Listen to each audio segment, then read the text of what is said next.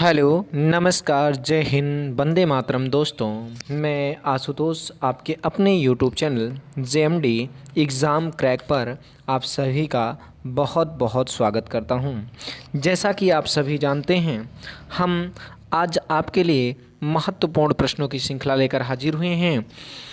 देर न करते हुए प्रश्नों की श्रृंखला को डिस्कस करते हैं।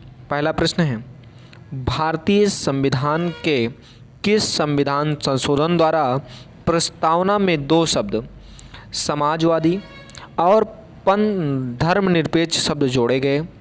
क्या 28वें संविधान संशोधन द्वारा, या 42वें संविधान संशोधन द्वारा, या 40वें संविधान संशोधन द्वारा, या 52वें संविधान संशोधन द्वारा? तो आप सभी लोग जानते हो 42वें संविधान संशोधन 1976 द्वारा प्रस्तावना में संशोधन होता है और पंथ निरपेक्ष राष्ट्र की अखंडता शब्द जोड़ा गया और प्रस्तावना को ही भारतीय संविधान की कुंजी कहा जाता है। किसे? कुंजी। कुंजी किसे कहा जाता है? तो भारतीय संविधान की कुंजी प्रस्तावना को कहा जाता है। अगर बात करते हैं 52वां संविधान संशोधन की, तो इसमें दल बदल कानून का भी उल्लेख है। दल बदल कानून का भी उल्लेख है। उम्मीद करते हैं मेरी बात अच्छे से समझ में आ रही होगी। आइए क्वेश्चन नंबर 22 के बारे में बात करते हैं और 23 के बारे में। कह रहा है, भारतीय राष्ट्रपति जब राष्ट्रपति और उपराष्ट्रपति दोनों के पद एक साथ खाली हो तो पद पर अस्थायी रूप से कौन काम करता है? संसद के दोनों सदनों द्वारा नामांकित कोई व्यक्ति, लोकसभा का अध्यक्ष, राज्यसभा का उपसभापति, या भारत का मुख्य न्यायाधीश?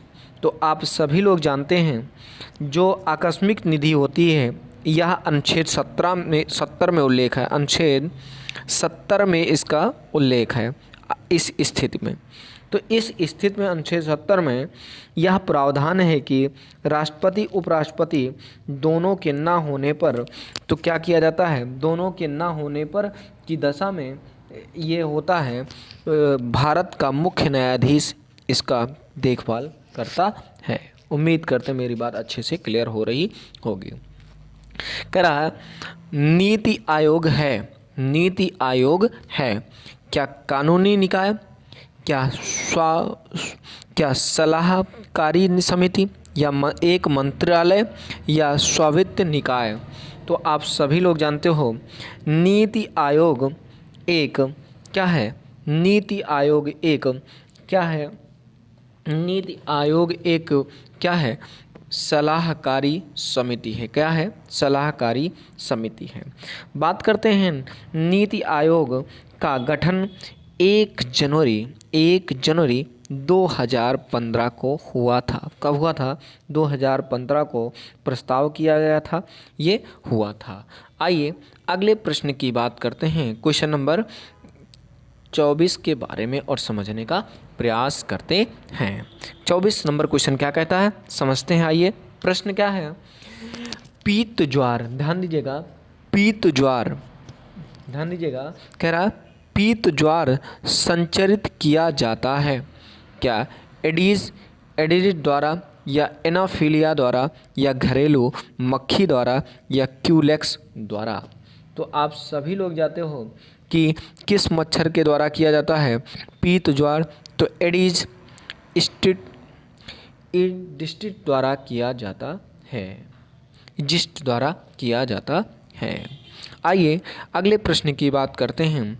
वायुमंडल में सबसे निचली परत है क्या क्षोभ मंडल, क्या आयन मंडल, क्या बहिर्मंडल, क्या समताप मंडल? तो सबसे जो क्षोभ मंडल है, सबसे निचली परत क्षोभ मंडल होती है।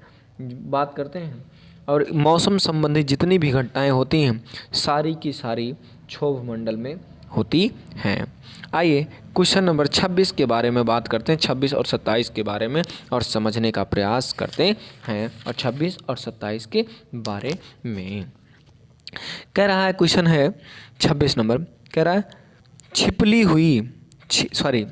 छीली हुई सब्जियों को धोने से कौन सा विटामिन निकल जाता है?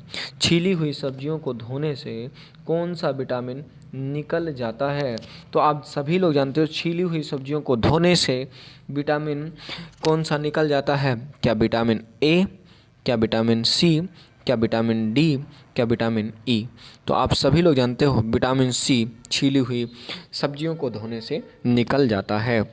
अगर पूछेगा जल में घुलनशील विटामिन कौन है, तो बी और सी जल में घुलनशील विटामिन हैं। अगला आता है पश्चुरीकरण एक प्रक्रिया है, इसमें दूध को गर्म किया जाता है।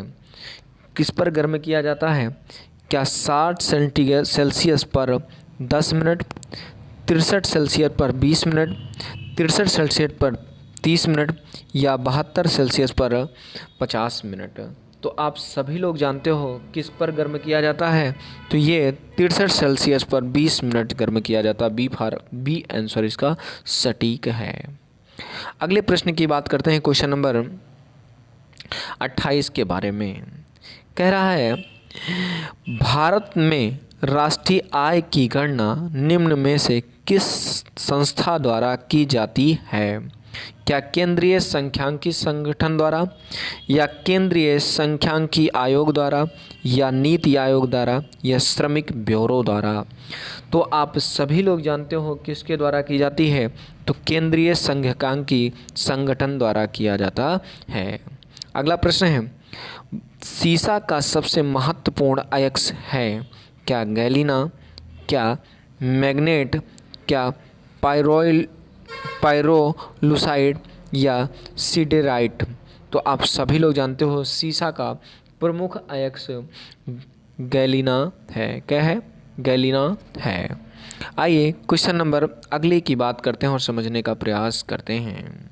कह रहा निम्न में से कौन सी भारत में रबी की फसल नहीं है?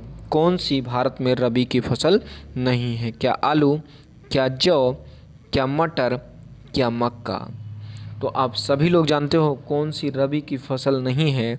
तो आप सभी लोग जानते हो मक्का रबी की फसल नहीं है। अगला प्रश्न है, कह रहा हाइड्रोपोनिक्स किसे कहते हैं? क्या बिना मृदा के पौधों की कृषि को, बिना मृदा की वनों की कृषि को, बिना मृदे के फलों की कृषि को, उपरोक्त में से कोई नहीं? हाइड्रोपोनिक्स किसे कहते हैं? बिना जल के पौधे को हाइड्रोपोनिक्स कहते हैं या नहीं कहते? तो यही आप सही है, बिना मृदा के पौधों की कृषि ही हाइड्रोपोनिक्स कहलाती है। आइए अब प्रश्नों की श्रृंखला को आगे बढ़ाते हैं और समझने का प्रयास करते हैं। आइए, कह रहा है पृथ्वी से टकराने वाला पराबैंगनी विकिरण किसके अवक्षय के कारण होती है? क्या ओजोन, कार्बन मोनोऑक्साइड द्वारा, या कार्बन डाइऑक्साइड द्वारा, या ओजोन के द्वारा, या ऑक्सीजन के द्वारा? तो आप सभी लोग जानते हैं इसका ओजोन के कारण होती है। क्या होती है? ओजोन के कारण होती है। अगला प्रश्न है, कह रहा निम्नलिखित में कौन से आउटपुट डिवाइस है? क्या माउस, स्कैनर, क्या कीबोर्ड या प्रिंटर? तो आप सभी लोग जानते हो आउटपुट डिवाइस कौन सी है? ये आउटपुट डिवाइस कौन सी है? तो ये आप सभी लोग जानते हो स्कैनर एक आउटपुट डिवाइस है। आज के अंतिम प्रश्न की बात करते हैं और प्रश्नों की श्रृंखला आपको कैसी लगी कमेंट के माध्यम से ज़रूर बताइए। अगर प्रश्नों की श्रृंखला आपको अच्छी लगी हो तो चैनल को लाइक, सब्सक्राइब और शेयर अवश्य कर दें ताकि और भी अच्छे मित्रों को फ़ायदा हो सके। लिखा है डायनामाइड में मुख्यतः होता है क्या DNT या ट्राई नाइट्रोफिल या पिक्रिक एसिड या RDX? क्या होता है? तो डायनामाइड में आप सभी लोग जानते हो इसमें होता क्या है?